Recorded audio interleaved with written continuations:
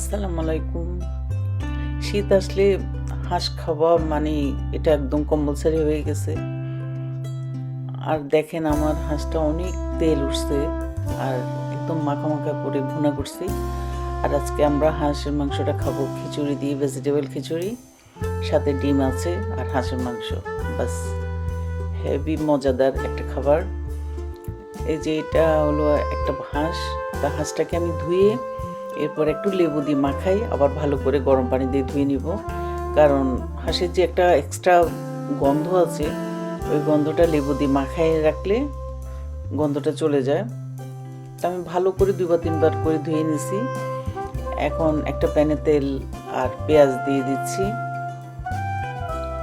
কারণ পেঁয়াজটাকে আমি একটু ভালো করে ভেজে নিব। দিয়ে দিলাম এখানে তেজপাতা আর দিয়ে দিব গরম মশলা। এর মধ্যে দিয়ে দিলাম আদা রসুনের পেস্ট 1.5 চামচ করে। আর এগুলো হলো গরম মশলা। এখানে হলো এলাচি, দারচিনি, লং, স্টার এনিস, তারপর জয়ত্রী, জায়ফল আমি সব একসাথে দিয়ে দিলাম। আর হাঁসের মাংসের মধ্যে একটু স্পাইস বেশি লাগে। এখন দিয়ে দিচ্ছি ধনিয়ার গুঁড়া, জিরের গুঁড়া, মরিচের গুঁড়া আর হলুদের গুঁড়া। আমি সব এক চামচ করে দিয়ে দিছি।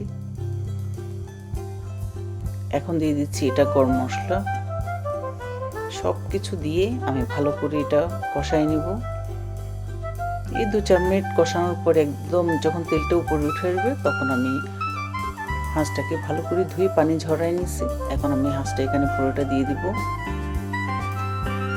একদম স্কিনগুলো একদম মোটা মোটা, একদম চর্বিওয়ালা। এই জন্য আমি একটু তেলটা কম দিয়েছি, কারণ অনেক তেল বের হয় হাঁসের মধ্যে। এখন আমি ভালো করে নাড়াচাড়া করে এটা কষানোর জন্য ঢাকনা দিয়ে দিব। আমি হাঁসের মধ্যে কখনোই পানি দিই না। হাঁস থেকে যে পানিটা বের হয় ওই পানিটার মধ্যেই কিন্তু পুরো হাঁসটা সিদ্ধ হয়ে যাবে। দেখেন আমি একটু পানি ইউজ করি নাই।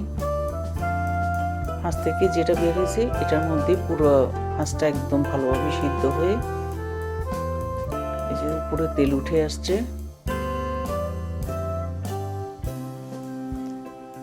এখানে সব তেলেই, কোনো মানে ঝোল নাই, কারণ আমি পুরো হাঁসটাকে ভুনার মতো করে ফেলছি।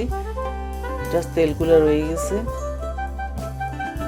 খাওয়ার সময় আমি একটু তেল ফেলেও দিছি, কারণ এত তেল তো আর খাওয়া যায় না। অনেকগুলো তেল আমি ফেলে তারপর আমরা খেয়ে নিছি। আর দেখেন কালারটা খুব সুন্দর আসছে আর খুবই টেস্ট হয়েছে। আশা করছি ভিডিওটা ভালো লাগবে। ভালো লাগলে অবশ্যই লাইক করবেন, শেয়ার করবেন আর আমার চ্যানেলকে সাবস্ক্রাইব করবেন। আশা করছি ভিডিওটা ভালো লাগবে। আল্লাহ হাফেজ।